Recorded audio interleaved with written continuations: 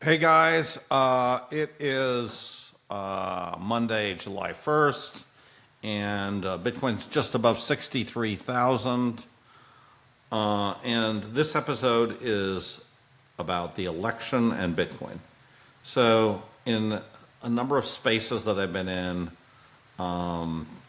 Wayne Vaughn, who I think is somebody you should definitely listen to in spaces and follow, Wayne said, which I agree with, that if you look at kind of the next period, right?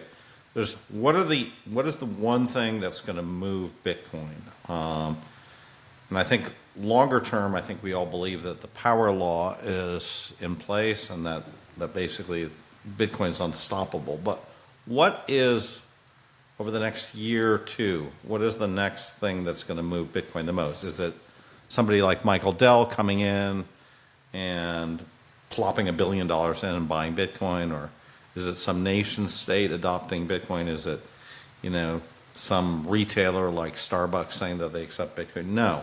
I think the biggest thing for this cycle, for where we are right now, is the election. And what do I mean? Why do I think the election is so important for Bitcoin?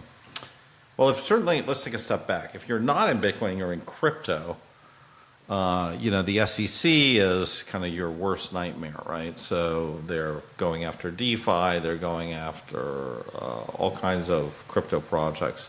But what about Bitcoin? Why should it concern you if you're just a Bitcoiner? Well, really, there's three reasons that I can think of, the big three reasons. The first reason is, make no mistake, Elizabeth Warren and her gang of thugs are after non-custodial wallets. We saw that they have sued, the SEC has sued MetaMask for being an illegal licensed brokerage. And really they're coming after non-custodial wallets. Now that means hardware wallets, that means mobile phone wallets, that means any kind of way that you have to actually hold your Bitcoin, they're going after you, right? Now, they're not going to go after ETFs. So if you want to hold your wallet, your Bitcoin in an ETF, you can do that so far. But I think that the idea that you might be able to hold your Bitcoin in a non-custodial wallet is at risk under the current administration. I think that's really bad for Bitcoin. It's not only bad just for the price of Bitcoin, but it's really bad for the story of Bitcoin and for the human rights and civil liberty aspect of Bitcoin, which is really why we're here. So the first thing is the ability to hold wallets, right? And they can do that by going after the wallet makers like MetaMask, like Ledger, like Trezor. They could go and start suing them. They could also say that people using those wallets are criminals. So that's the first thing. The second thing is they're going after exchanges, right? So, you want to sell your Bitcoin?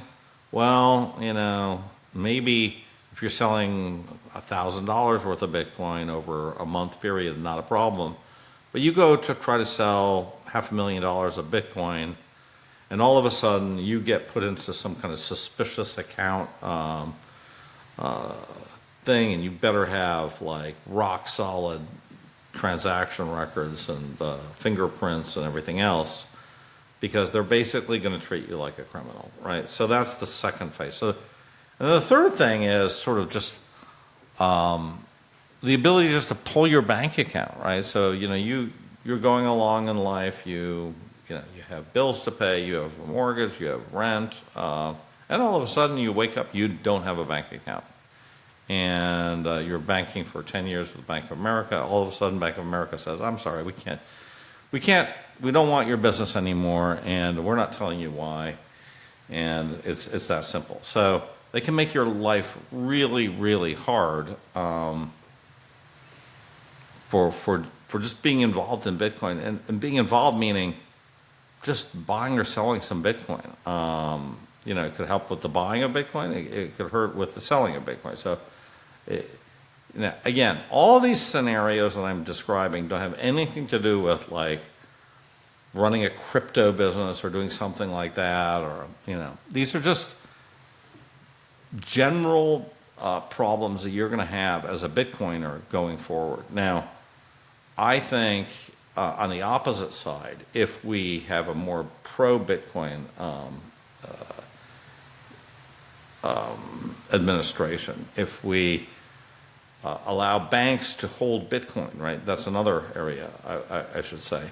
The Biden administration has made it, they're vetoing this bill that's passed, the Senate and Congress, that would allow banks to hold Bitcoin. And they're saying, no, banks cannot hold Bitcoin. It's for the benefit of customers. It's not for the benefit of customers. So basically this warpath of banks can't own crypto, anybody who owns as a non-custodial wallet's a suspect, all this stuff is really just an incredible war on crypto from the last 4 years.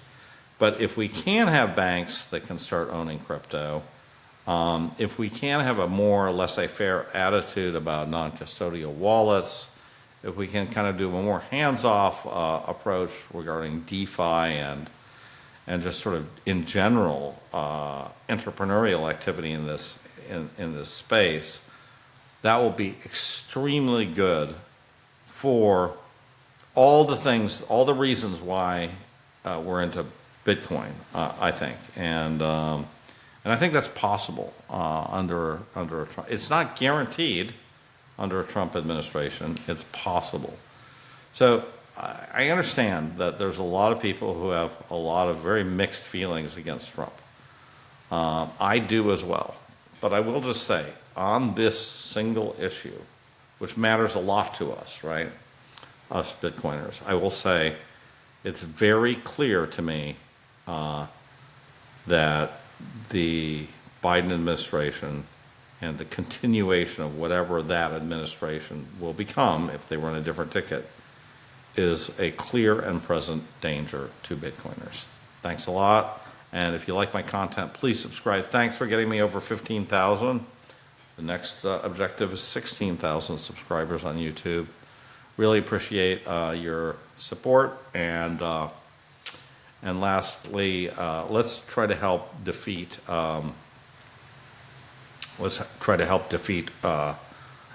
Elizabeth Warren. So I have some links. John Eastman is the opposition running in Massachusetts, and so you can donate to his campaign. I've donated. A lot of other people on my channel have donated. So, all right. Talk to you guys soon. Bye.